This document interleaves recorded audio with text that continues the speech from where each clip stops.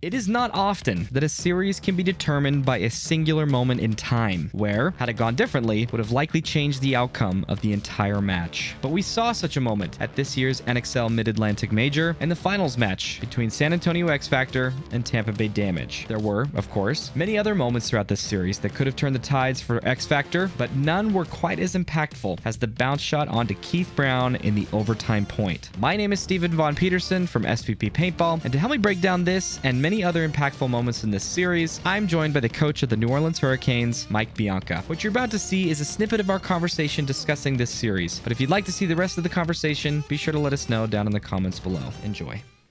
So then going into this overtime point, we can talk a little bit about the breakout here, but I'm really curious to get your input on this key moment in the series where I feel like everything fell apart ultimately for X Factor. But I mean, I don't know, would you call it the shot of the century or something? Like the shot heard around the world.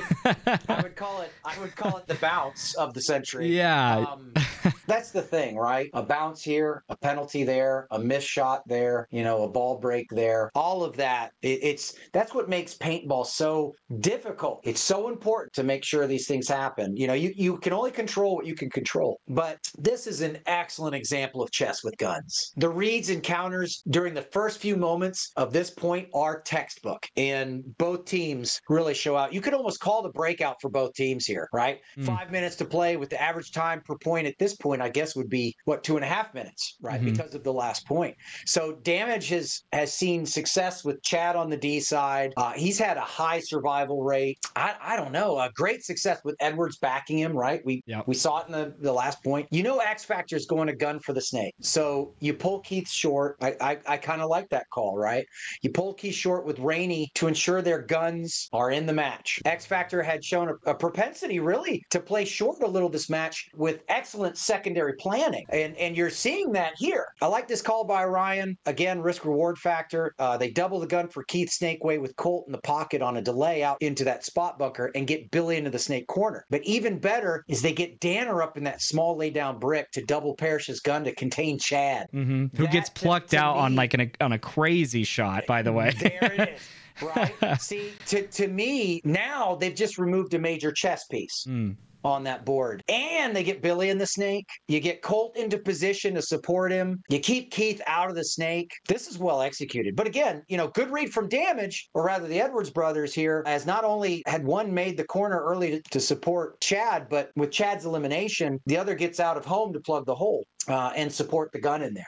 So that stops the bleeding, that stops the hemorrhaging there. It was a good move, but eventually what happens? This is what I was saying in the previous point. Keith gets into the snake. So that's how you counter that. So Keith gets in the snake, but X Factor, you know, they're aware of it now, but you know, both Billy and Colt are in front of him, but his presence there, that's significant. So they have to contend with that. Where is he? What is he doing? What's eventually going to end up happening here is Colt's trade is textbook, but I think you're about to see what you were talking about. Yeah, so I wanted to take a pause here because there is a lot of moving pieces. I wanted to focus in on the TJ Danner moment as well as this Parrish Keith moment. So TJ Danner gets an incredible shot onto Chad, plucks him out. As immediately as that happens, Edwards' brother fills to the corner and keeps filling and goes and goes. And you can actually see here when TJ shoots Chad, he pulls his gun short. I don't know if it's because he got flinched, but he pulls his gun short, likely communicates with Parrish, hey, Jacob or Jason is going to go. He's probably wanting him to shoot down the wire. But good thing for Parrish, he does stay on the cross. He stays disciplined on the cross. It allows the Edwards brother to get up here to that Dorito 2, we'll call it. I'm not sure. But this shot, this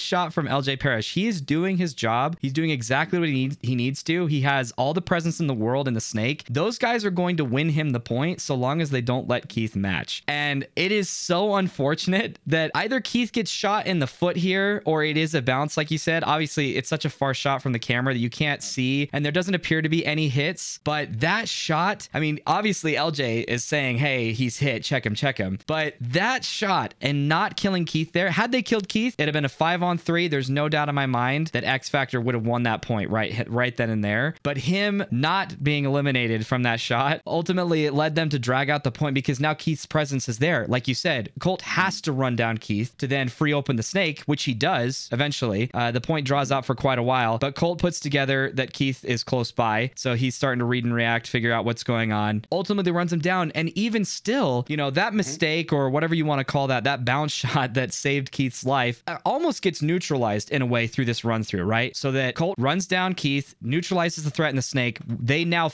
have Billy in the snake to still do what Colt was doing, and yet somehow they aren't able to close out the point. What, in your mind, what happened here? How come X Factor wasn't able to win off of this? Well, I think what you're seeing is you're going to see the Edwards brother, and he's just going to be dumping. I mean, he's living behind the gun. I think is there a can here? There is a can, yeah. So right now there's a Dorito corner shooting cross. There's a can shooting on the Doritos, and I'm not sure where the other body is right now. Right. The can is Rainey. I'm almost positive. Rainey does not have to engage. Yeah. Right. Rainey does not have to engage. He can sit there and do his job and never.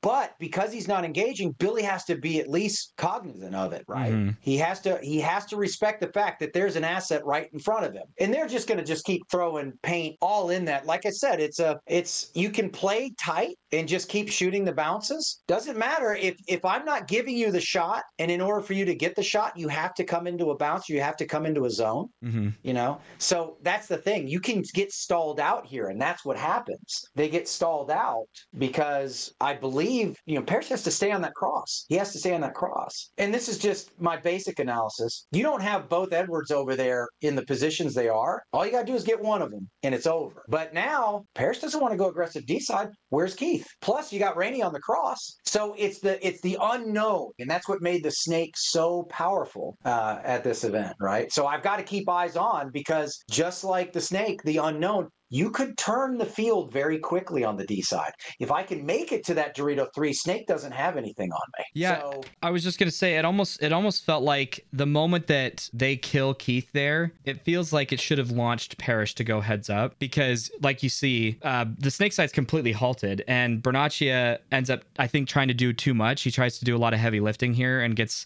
a little overzealous. And then unfortunately, I mean, congrats to I don't know if it's, again, Jacob or Jason. I'll figure out here towards the end of it, but like this crossfield shot over the top of the brick is the game staller, the ultimate thing that absolutely halts their entire progression. Now, certainly they were stalled here beforehand, but this, in my mind, this death from Billy is what makes this point a tie game, going into the one-on-ones, because that death right there, now Ninos can't do anything. Like he just doesn't have enough leverage in the snake anymore. He can't pluck out the Dorito corner. He's not going to kill Rainey in a heads-up fight, because Rainey doesn't need to challenge him. But if Billy could have stayed alive here and LJ go and play heads up, if, like you said, if they were able to get even one of the Edwards brothers out of the Dorito side, I think X Factor wins this point. Again, even after all the bounce shots, even after all that we had talked about, the neutralizing the threat from Keith, it was just so crazy to see this point stalled out from just these micro, like just the smallest details. I feel like when I watch these games and I don't do this type of analysis, it's easy to say, oh, well, they got into the snake and the other team didn't. But as we've seen time and time again in this series, and as I've said time and time again, even getting into the snake 50 does not guarantee that you win the point. You still have to be able to pluck out those bodies that are shooting that cross shot, or be able to apply pressure to pull somebody out of the back center or something,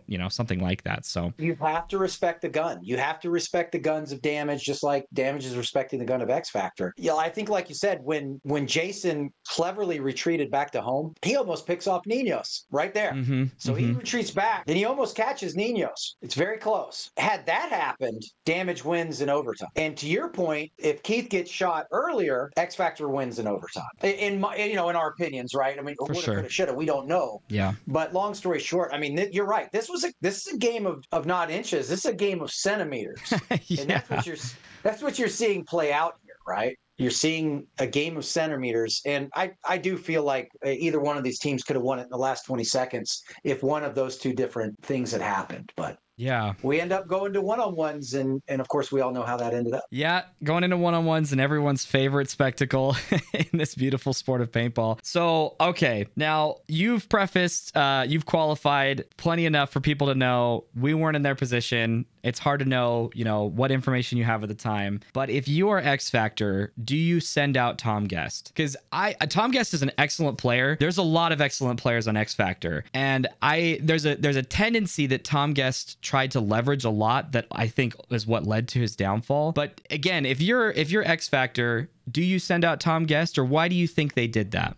Oh, I don't. Yeah, I'm going to preface it again. I'm This not is gonna be just in to just Ryan to Brand's pause you head for a or second. This is a massive caveat of to say these are some of the best teams on the planet right now. So That's all right. all due respect to every player on that team. It is not to say that Tom Guest is not up to the task. Yeah. It's just from a coach's strategic perspective. What do you think on that? I almost felt like they know Guess has a high survivability rate or Mm, something, would be my guess. mm, And they want to get it was Jacob, right? Jacob Edwards. They know they're going to send him out. yeah. And they're thinking, okay, let's put the high survivability guy out there and get Jacob take him out of the equation, Mm, right? Get him out of the equation. And then we're going to throw either, a meter out there or a Colt or something, right? Like that, right? yeah. That's the only thing I could think of. I don't know. I don't know. If you are wearing an X Factor jersey, you're a good paintball player. Yeah. You're one of the best paintball players in professional paintball. There's only approximately 200 people in professional paintball. Yeah. That's it. Yep. So and basically we're looking at 20 of them roughly, 16 to 20 of them approximately here with X Factor and damage. Edwards is going out there. Guy's a monster. Yeah, he did it once before for them, so he has all the confidence in the world to do this. And my speculation, which again, based on very little information, and with no knowledge of how Tom Guest is in 1v1s at practice or in any other situations, this field felt like you had said, very whack-a-mole-ish. There's a lot of over-the-top shots you can get, and one thing that you see Tom do from the very beginning of this one-on-one is that he tries to play the over-the-top all the time, and it's really hard. It feels very oppressive as a short guy myself playing against tall players who can play over those Aztecs or over those bricks and just lob paint down onto you. It can feel very difficult to get pressure back, but you'll notice that Tom relies on that throughout this entire 1v1, which he eventually dies from an over-the-top shot. And so it's interesting to see that, whether or not Tom is the best 1v1 player on X Factor, again, they're all incredible players. And certainly Jacob is an astounding 1v1 player. But you can see right here, Tom Guest comes up over the top because that's really the only angle he has. He can't really go to the right unless Jacob wraps on the outside of that Dorito. But he comes up over the top, he sprays on the inside, and still prefers that over the top shot, but then ultimately gets picked off from that angle that he had shot at originally. So to me, it all came down to tendencies. If I'm Jacob and I see Tom Guest coming out on the field, I know Tom's going to play tall over the bunker because he's a tall guy. To me, that's probably what he's going to do to beat me. But I don't know. I don't know what your thoughts are on player tendencies in this 1v1. Here's the thing. I don't have a lot of data on Tom Guest. I don't have a lot of data on X Factor per se. And if I did, I'm not going to say it out here. Yeah, absolutely. But anyway, on that point, I think you're right. I think you make an excellent point. I think, hey, Tom Guest is going to utilize his strength. It's whack-a-mole. He wants to keep visual acuity on one of the best gunfighters in the game. I want to know where he's at. The only problem that, in my opinion, is that Edwards is one of those guys. I just came from this past weekend, the Hormesis 1v1. So I was talking to Ollie about this. I was talking to Billy Trucker, a lot of these guys about this format. And now it's completely different. It's an 80-foot field. There's no arch. It's laser beams out there at 80 feet, right? But in this instance, you had two types of fighters. You had the guys who wanted the visual acuity, wanted to be over the top, and they wanted to step on your head. And then you had those guys that were crafty, who knew how to play low, who knew how to do level changes, and would get that snap and knew where to put that ball over the top. You can't tell me that Edwards hasn't fought tall gunfighters before. And I think he comes out there, he unloads, he doesn't stop rolling his gun much, if at all. Neither one of them really do. But he shows the aggression. He gets into a good spot. Tom seems to be comfortable in the Aztec, like you said, and I think it's just a matter of when Jacob's going to shoot him over the top. Yeah, and certainly it was an incredible 1v1 to watch. I know everybody was excited that it came down to that. Obviously, big congratulations to Tampa Bay Damage for pulling out that win again, based on a 1v1. Unbelievable. And good job to X Factor for taking second place. It was nice to see. I love Dynasty, but it was really fun to see two different teams in the finals this time around.